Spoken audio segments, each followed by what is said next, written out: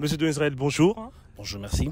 Alors, dites-nous comment s'y porte la sous-traitance dans le secteur minier, au-delà de tous les engagements, au-delà de toutes les déclarations faites par les autorités. Mourante. La sous-traitance est mourante, elle est moribonde. Rien ne marche, et d'ailleurs c'est pire qu'avant en ce net moment. Là, je fais allusion à ce qui se prépare, par exemple, avec la Fédération des entreprises congolaises, qui ils veulent faire passer leur guide sectoriel qui vient dépouiller, qui vient vider le contenu substantiel de la sous-traitance même. Aujourd'hui, nous avions beaucoup parlé, les autorités ont fait des promesses qui sont chaotiques parce qu'il n'y a pas de suivi, rien n'est fait. Rien que des paroles qui s'envolent et sur terrain, absolument rien n'est fait. Alors, les rêves du président Tshisekedi de faire des Congolais des millionnaires, c'est un rêve qui finalement ne va pas se réaliser pour ses premiers mandats. Le casting, je pense depuis le début, je ne cessais de le dire, avec les anciennes autorités qu'il y avait, il y a de l'argent au Congo. La sous-traitance génère plusieurs milliards de dollars, donc avec toute cette possibilité, comme je le disais naguère, de créer au moins un millionnaire chaque jour, parce que c'est vrai. Il y a des Libanais, des Chinois, des Indiens qui viennent bredouille, qui viennent à pied au Congo. Quelques jours seulement après, ils deviennent des grands patrons. Pourquoi? Parce qu'ils sont soutenus par leurs propres frères, qui maîtrisent le système, la machine. Et alors, les Congolais sont là, ils n'ont que leurs yeux pour pleurer. Le président a promis de bien vouloir créer une classe des millionnaires congolais. Il le veut. Il est sincère quand il le dit, mais moi je pense qu'il faut des bonnes personnes qui doivent accompagner cette volonté. Et je ne dis pas qu'il y a que des mauvaises personnes. Tu sais, quelqu'un peut avoir la bonne foi de mieux aider, mais si la personne ne maîtrise pas les tenants et les aboutissants, ça devient un problème sérieux. Il peut être dribblé, trompé par tout le monde, par quiconque.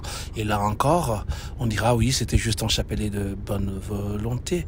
Le président a promis une classe des millionnaires et elle est inexistante à ce jour parce que ceux qui doivent faire le travail ne le font pas, ils sont beaucoup plus tôt d'ailleurs. Mais on voit quand même l'ARSP qui est votre autorité des tutelles, c'est déployé par-ci par-là, doter les OPG des véhicules, justement pour assurer l'audit des entreprises minières. Question de vous laisser un peu plus d'espace, de prospérité. L'espace est déjà parti, votre inquiétude n'a plus besoin, n'a plus raison d'être. Se déployer n'est pas le bon verbe à utiliser. L'ARSP ne s'est pas encore déployé. Ils sont dans leur confort, dans leur bureau confortable à Kinshasa. Ça, il faut bien le souligner. Oui, je vois dans tous les sens l'actuel DG Miguel Katembe qui essaie de se démener, de se débattre comme il peut, mais je pense que... Qui a aussi votre soutien. Je pense que le vrai problème est ailleurs. Pour contrôler les entreprises réfractaires, on n'a pas besoin des jeeps seulement. Non, oui, c'est bien. Il faut qu'on dote quand même les entités, mais le problème est ailleurs. Il faut avoir les vraies bases de données, il faut des vraies discussions avec les gens qui sont à la base. Nous, vous voyez un peu, nous autres, peut-être pas avec tous les sous-traitants, mais avec le ténor de cette lutte de la sous-traitance congolaise. 5 mois après son arrivée à la tête de l'ARSP, donc Miguel Katembe n'a jamais échangé avec vous? Non, jamais. En privé, oui, mais officiellement, non. C'est un frère. On échange pas plus tard qu'hier. Professionnellement, s'il faut parler secteur? S'il faut parler secteur, oui, on en parle d'une manière officieuse. Et là, ça n'a pas besoin d'être souligné parce que là, c'est officieux, tu vois. Donc, on parle des choses officielles qu'il faut venir nous dire, voilà, il y a ça, nous devons marcher comme ça, pour que nous arrivions à ceci, à cela.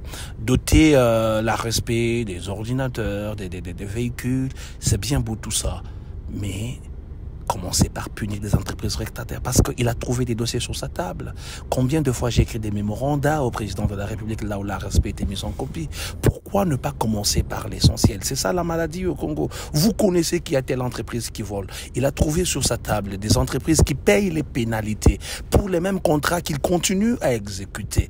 Est-ce que c'est important de commencer par acheter des véhicules en lieu et place, de venir d'abord punir ces entreprises réfractaires pour nous faire de l'espace, ou il faudra attendre des OPJ qui viendraient avec l'inexpérience possible du terrain, parce que c'est, bien sûr, ils ont suivi des formations. Est-ce qu'ils ont la maîtrise de terrain? C'est ça la vraie question. Il y a un problème de vision, comme beaucoup reprochent aussi à Miguel Katembe. Notamment certains agents et cadres de l'ARSP aujourd'hui. Justement, il a beaucoup de volonté, mais je pense qu'il est mal entouré en ce moment.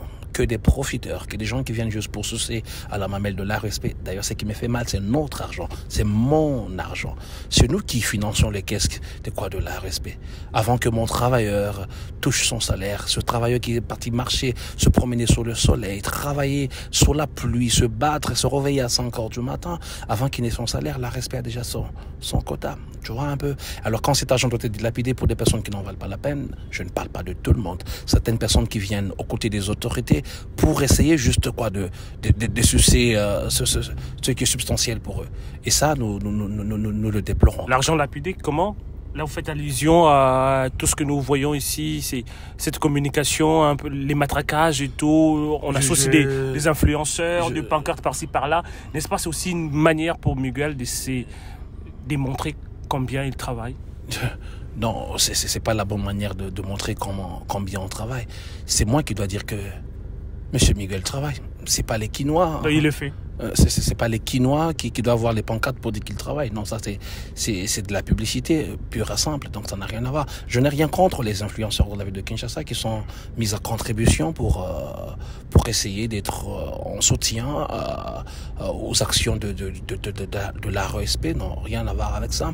Mais le grand problème, je pense qu'il est temps que le directeur, notre directeur, sorte de sa zone de confort.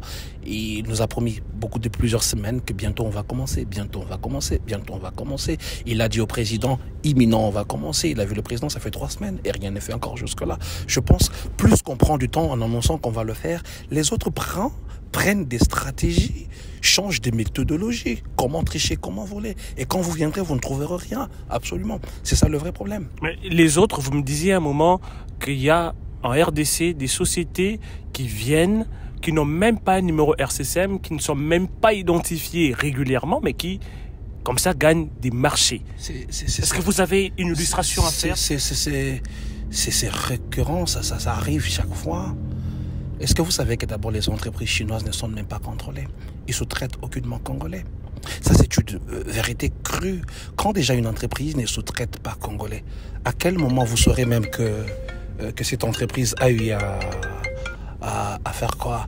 A eu à être enregistrée. Vous voyez par exemple le cas de Sicomine, le cas qui est le plus connu de tous. La Sicomine qui vous accuse aussi d'avoir une mauvaise campagne pour saper les efforts consentis par les autorités chinoises.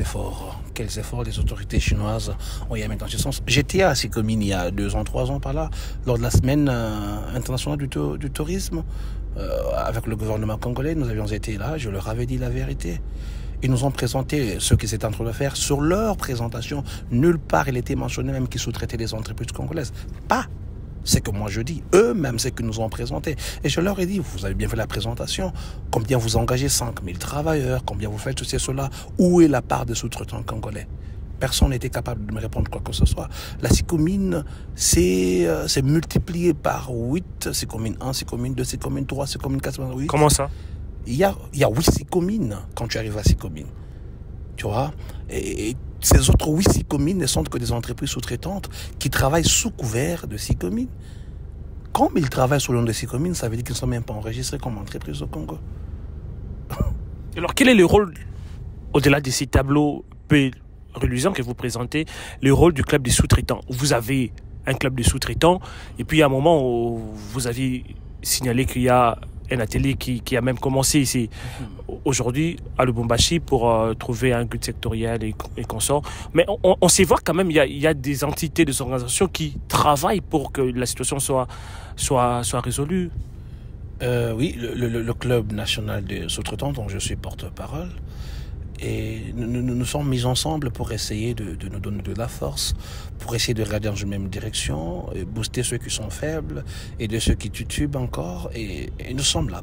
Nous nous sommes mis à disposition des autorités pour que, ensemble nous marchons, que nous échangeons les informations, parce que c'est nous qui vivions à la base. Même si vous mettrez 1000 inspecteurs sur le terrain, ils n'auront pas la réalité que nous, sous-traitants, avions.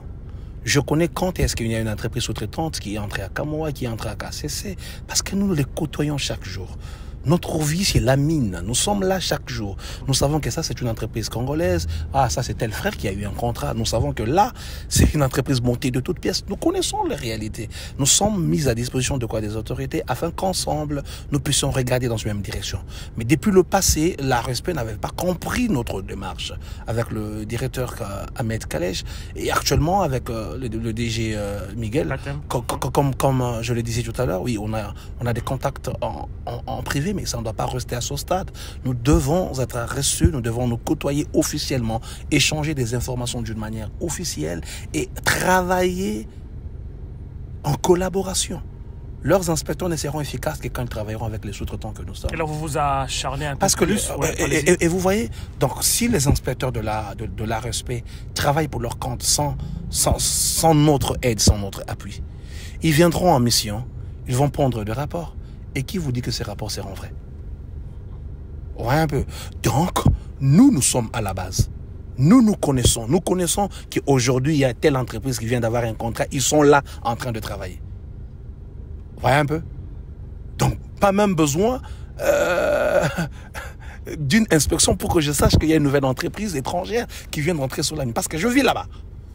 Et dans le club, nous réunissons des membres qui sont au nord du pays, qui sont à l'est, qui sont à Kinshasa, qui sont au sud-est, là où nous vivons, en Kolwezi, Lubumbashi, Funguru, mais pas là-dedans. Nous avons la réalité, la cartographie de comment sont partagés les contrats. Et en ce qui concerne les efforts, vous parliez tout à l'heure des efforts des autorités, en faisant allusion à la FEC, en fait. La FEC ne travaille pas pour l'intérêt des sous-traitants, non. Non, jamais.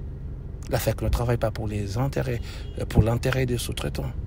La FEC... Mais la FEC qui travaille actuellement avec l'ARSP qui est votre autorité de tutelle, on peut dire que l'ARSP est à côté de la FEC pour défendre vos intérêts, non? Ça, c'est toi qui dis. Alors, c'est à toi de donner des résolutions. Moi, je te présente le tableau comme il est. Allez-y. Tu dis que l'ARSP travaille pour l'intérêt des sous-traitants. A même signé des accords. Oui.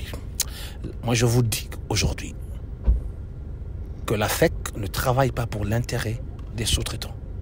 La FEC dans le secteur des mines est composée de sa chambre des mines qui est la plus grande partie donatrice. Voyez un peu, la FEC est une ASBEL. Elle vit des cotisations de ses membres. Et dans le secteur des mines, la FEC vit de l'argent des miniers. La FEC vit de l'argent de KCC, de Camorra, de Ivanhoe, de Kiko, de toutes ces entreprises-là, de CEMOC. Ce sont ces entreprises qui contribuent pour que la FEC soit forte comme elle est dans ce secteur. Et dès l'instant que ce sont ces mêmes entreprises qui se battent pour que la sous-traitance ne soit pas le partage des Congolais. Donc, à vous de trouver une solution quant à ce. Qu'est-ce que je veux dire par là? Nous étions dans des réunions de préparation de ce fameux guide sectoriel il y a 1 année et demie. Dans cette réunion, le responsable de la FEC, que je tais le nom ici, nous dit que la FEC est d'abord là pour l'intérêt des miniers. Ils nous ont dit ça ouvertement comme ça. Je garde encore vous faites allusion au président Ouattoum? Je n'ai pas dit ça. Que je salue d'ailleurs, mais je pense que ce n'est pas lui. Quelqu'un d'autre. Qui était celui qui dirigeait cette réunion, un responsable de la FEC. Il nous dit qu'ils sont là d'abord pour les... Madame Bernadette? Je ne parle pas d'elle. Je la salue là où elle est. Qu'ils sont là pour l'intérêt des miniers. Dès l'instant que la FEC est là pour l'intérêt des miniers, comment voudriez-vous que cette même FEC signe des accords avec l'ARSP en pensant qu'ils vont être là pour promouvoir la classe moyenne congolaise? C'est de la poudre aux yeux. J'avais dit ça il y a 3-4 mois que ces accords-là, vous me donnerez raison. Aujourd'hui, plusieurs personnes commencent à me donner raison quant à ce. Parce que je savais ce que la FEC poursuivait. Tu sais, en venant donner une main d'association au directeur Miguel, c'est pas pour rien. Ils sont venus avec un agenda et leur agenda prime, c'est faire passer le guide sectoriel. Le guide sectoriel qui, depuis le contenu de la sous-traitance et du coup, la création de la classe moyenne ne serait que utopique, inexistante et il n'existera jamais dans ce pays. Dangereux pour l'avenir de la sous-traitance. Très dangereux. Dangereux, c'est peu même dire. Le guide est est scandaleux, le guide sectoriel, ce qu'ils ont proposé, à moins qu'on fasse quoi, des très bonnes fixations, parce que ce qu'ils ont proposé, je l'ai avec moi ici, passe-moi le terme. Et Miguel Katembe participe à cette, je dirais, à ces suicides de la sous-traitance, parce que Miguel Katembe aussi soutient cet atelier. Peut-être qu'il a été très mal informé. Je pense que c'est votre travail d'aller lui demander qu'est-ce qu'il pense quoi du guide sectoriel. Peut-être qu'il a des informations que je n'ai pas, mais je vous informe tout simplement que j'ai participé à quelques réunions pour l'élaboration ou les discussions sur la validation de ce guide sectoriel. Dernière question, le FOGEC, n'est-ce pas, c'est aussi un soutien pour vous les sous-traitants congolais, parce qu'il faut reconnaître ici que les FOGEC reçoivent ce que vous gagnez en termes de pourcentage aussi. Pas très bonne question. Je pense que la question serait de dire que le FOGEC serait en soutien pour nous, parce que le FOGEC n'est pas en soutien pour les sous-traitants. Vous voyez un peu. Et je pense que dans ce pays, parfois, je ne condamne plus les autorités, mais je nous condamne nous-mêmes Congolais. Quand, par exemple, on veut te mettre quelque part et que tu n'as aucune maîtrise de cet endroit, n'accepte pas l'offre. Laisse aux experts. Tu sais, quand un expert est quelque part, même si il volerait, au moins il aura la bonne compréhension de la chose et pourrait faire quelque chose. Et le FOGEC, c'est le fonds de garantie de l'entrepreneuriat au Congo. Le FOGEC est alimenté par un fonds spécial qu'on prélève sur notre argent, le 1.2, que l'ARSP prélève, et sur ce 1.2, 0.2 vont directement dans les caisses du FOGEC. Et dès l'instant que nous autres payons cet argent, c'est nous qui sommes la force du FOGEC. Le FOGEC vit de mon argent. Et comme d'ailleurs leur propre intitulé dit, le fonds de garantie, nous souffrons de la compétitivité. Les entreprises sous-traitantes souffrent de la compétitivité. Parfois, il y a des opportunités qui sont au-devant de nous. On te présente un contrat de 10 millions et on te dit rarement, il faut nous prouver que tu as assez de l'argent pour faire ce contrat.